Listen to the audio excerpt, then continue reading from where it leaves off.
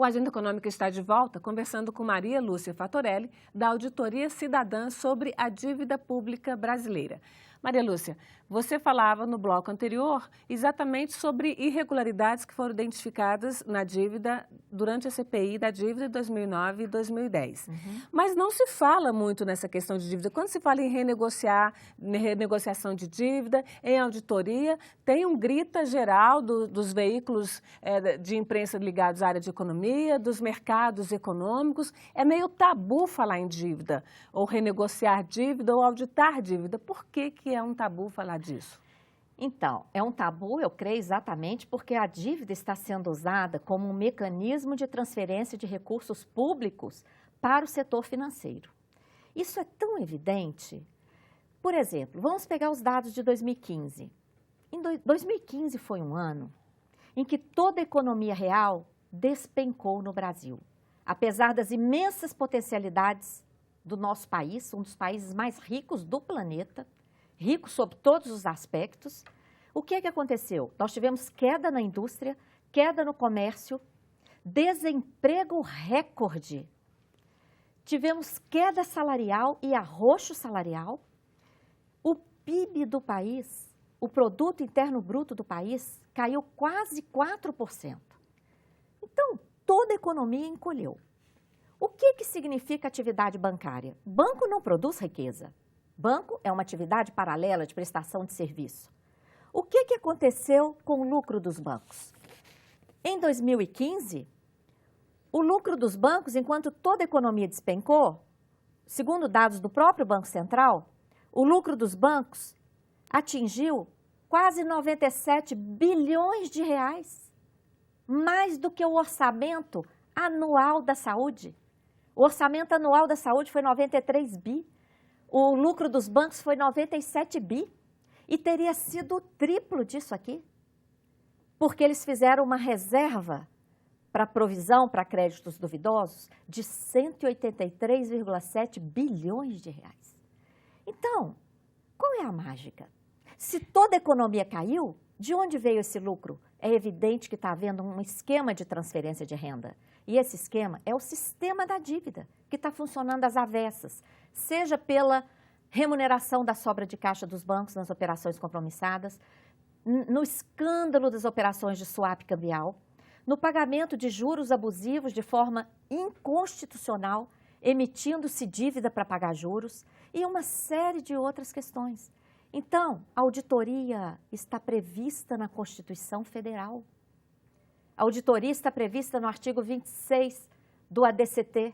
E até hoje... Que são os atos das disposições transitórias. Exatamente. Que era o que deveria ter sido feito logo depois da Constituição de 88. Exatamente. Chegou a ser montada uma comissão para fazer isso, mas não deixaram fazer. E até hoje não deixam. Agora, nós temos que vencer esse tabu, porque a dívida está funcionando às avessas.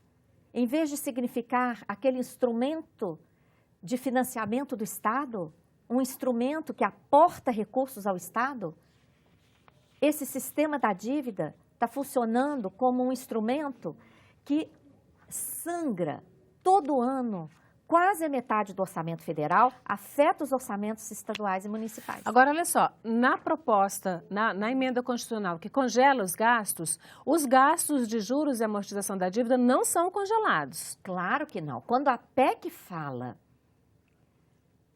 fica estabelecido um teto para os gastos primários. Quando fala em gastos primários, os gastos financeiros já ficaram fora. Porque gastos primários correspondem aos gastos com saúde, educação, previdência, assistência, toda despesa do executivo, do legislativo, do judiciário, exceto os gastos financeiros. Então, por isso que nós da Auditoria Cidadã chamamos essa PEC 241, que agora aqui no Senado é a PEC 55, nós chamamos essa PEC de PEC dos banqueiros, porque ela é uma PEC que vai colocar um teto em todos os investimentos e despesas públicas, pretende amarrar o Brasil por 20 anos.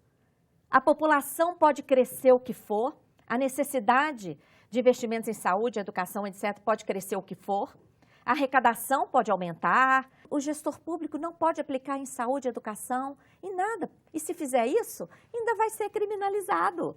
Essa PEC é absurda. Qual é o objetivo de vocês com uma proposta de auditoria? E isso já foi feito, já foi experimentado, vocês experimentaram no Equador. Qual é o resultado disso? O que, que pode acontecer com uma auditoria da dívida, objetivamente? Olha, nós queremos, como auditoria, revelar a verdade. Revelar o que é dívida mesmo. O que a gente realmente deve. E o que são mecanismos financeiros que estão utilizando o instrumento do endividamento público às avessas e utilizando esse instrumento para transferir renda para o setor financeiro privado. A auditoria vai revelar isso. A única experiência é a do Equador? Olha, no Equador foi impressionante. No Equador, historicamente, como esse gráfico aponta, os gastos com a dívida pública, esse gráfico mostra a evolução dos gastos com a dívida, que estão amostrados aqui em vermelho, e os investimentos sociais mostrados em azul, do ano 2000 até 2011. Historicamente, os gastos com a dívida representavam muito mais que o dobro, em alguns anos até o triplo, dos investimentos sociais. O que aconteceu quando nós finalizamos a auditoria da dívida no Equador? Diante das diversas fraudes, ilegalidades, ilegitimidades, o presidente da República suspendeu o pagamento de juros lá em 2008 e destinou todo aquele valor para saúde e educação. Foi o primeiro ano em toda a história em que o investimento social superou o gasto com a dívida. Mas isso gerou um problema econômico no Equador. Ao contrário. Isso permitiu que o Equador resgatasse uma dívida social. O Equador, a partir daí, no ano seguinte, ele fez um ato soberano e disse para o setor financeiro: eu resgato esses títulos por no máximo 30% do valor. 95% dos detentores entregaram os títulos, a dívida caiu brutalmente. Depois disso, o Equador teve acesso a outros créditos, inclusive créditos junto à China. Isso não foi considerado um calote? De forma alguma. Porque assim, o que se diz é, o Brasil vai dar calote, vai fazer igual a Argentina, faz uma auditoria para quê? Vai dar um calote? Não. Vai decretar uma moratória? Eu te pergunto, é calote deixar de pagar uma quantia que não é dívida? Que está ali usurpando o sistema da dívida? A gente vê que os bancos muitas vezes procuram os cidadãos que estão devendo para renegociar a dívida e realmente reduzem muito os juros. Exatamente. Isso pode ser feito com o país? Claro, e deve ser feito. O que é E a fuga de capitais? Porque eu queria dizer, não, se você fizer isso, o governo do PT não teve coragem de fazer isso.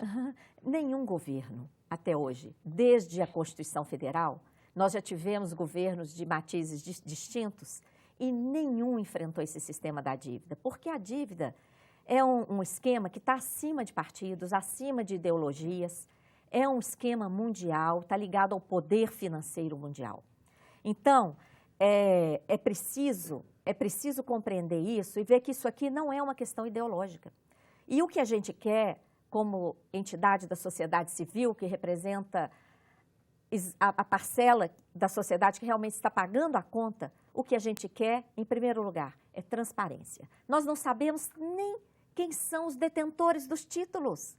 Quem são esses sigilosos detentores dos títulos que usufruem dos juros mais elevados do planeta?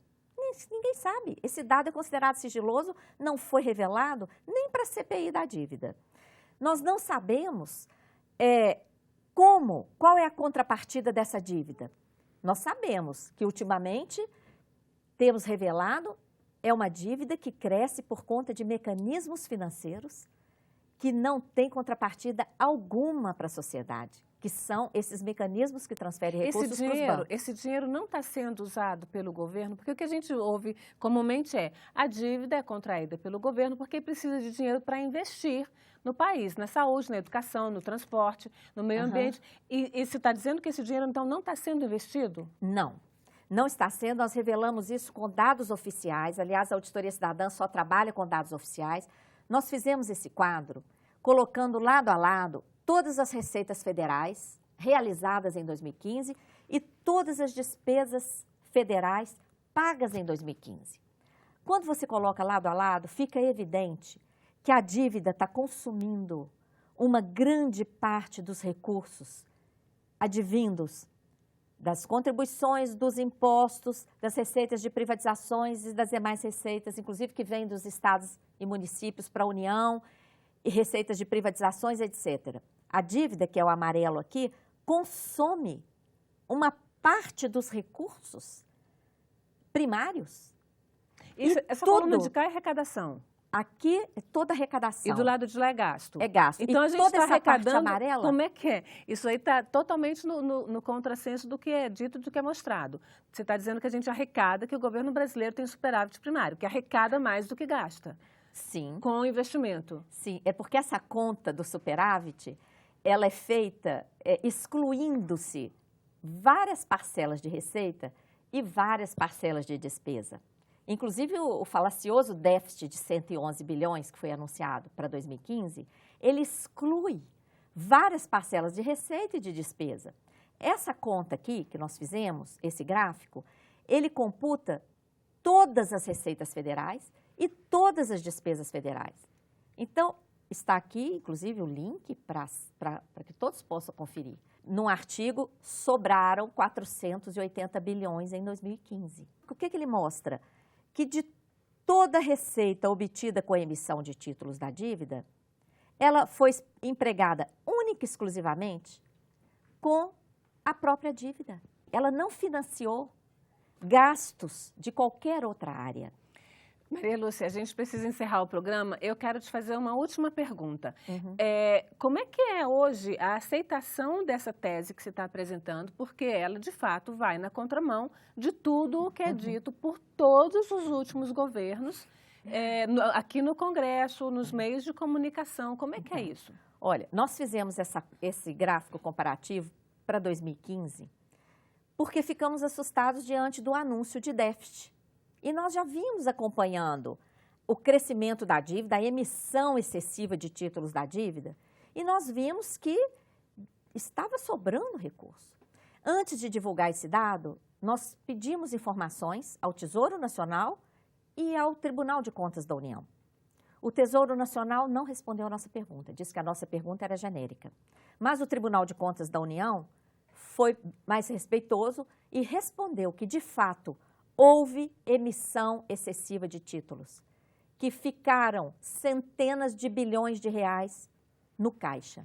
Nós queremos saber onde está esse dinheiro, porque esse dinheiro, de fato, conflita com o déficit. Nós já pedimos vários parlamentares para pedir essa informação, para confirmar essa informação, porque isso é muito grave e isso teria que ser esclarecido antes da aprovação dessa PEC 241 ou 55.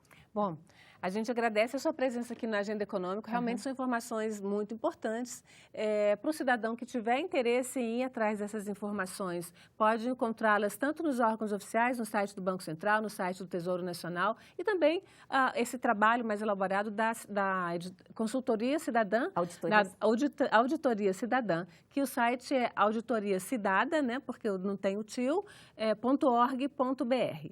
A gente agradece a sua presença aqui, Maria Lúcia, no Agenda Econômica. Fale conosco, envie suas sugestões e comentários pelo telefone 0800 61 2211. Se quiser rever este programa ou indicar para alguém, acesse nossa página na internet, senado.leg.br/tv.